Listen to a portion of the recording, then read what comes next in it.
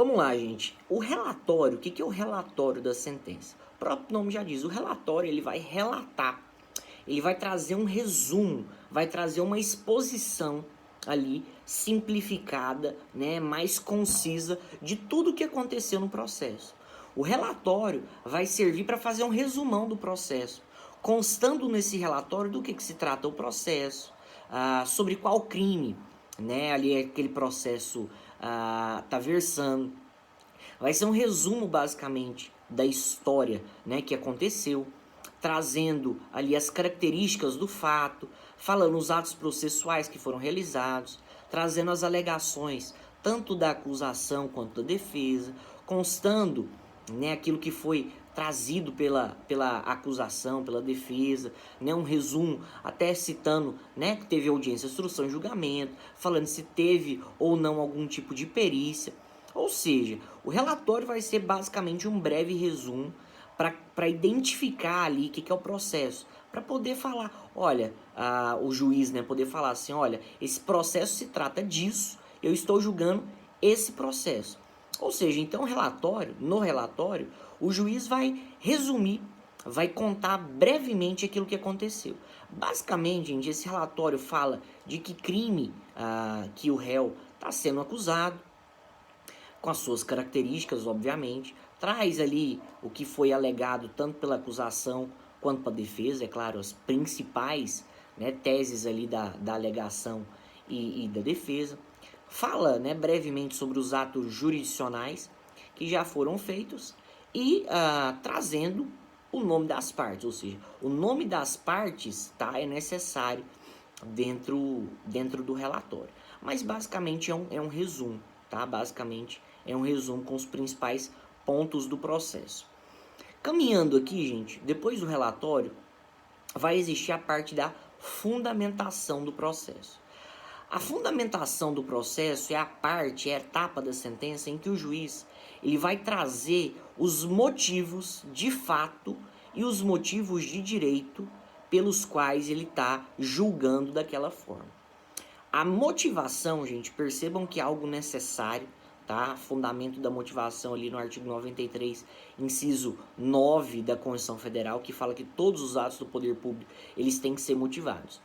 A motivação, o juiz vai trazer, então, os motivos de fato e os motivos de direito da sua decisão.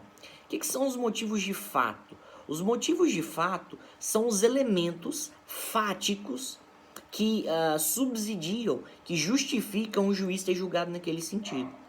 Quando a gente fala de motivos ou fundamentos de fato, a gente está falando sobre os elementos probatórios, o que teve de fato, o que existiu ali realmente para que o juiz julgasse daquela forma.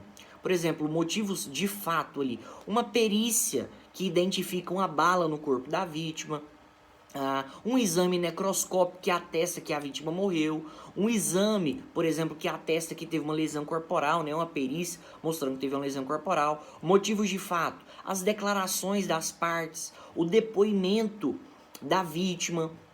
Outro motivo de fato, nós temos ali o depoimento ali das testemunhas e audiência, instrução e julgamento. Ou seja, os motivos de fato são todos os elementos, tá, probatórios, todos os elementos fáticos que dizem respeito aos fatos do processo, aquilo que evidentemente aconteceu, que o juiz percebe aquilo e se convence por aquilo, tá? Então, elementos e motivos de fato, por exemplo, declaração, né, da vítima, declaração do ofendido, depoimento das testemunhas, uma perícia, né, as perícias que tiveram, algum tipo de exame, laudos, ou seja, são os motivos de fato que o juiz serve para basear ali a sua decisão. O que são os motivos de direito? Já os motivos de direito, gente, é o embasamento jurídico, é o embasamento técnico do juiz. Os motivos de direito são os artigos de lei, são as jurisprudências, tá? São as doutrinas que o juiz utiliza para fundamentar aquela sua decisão.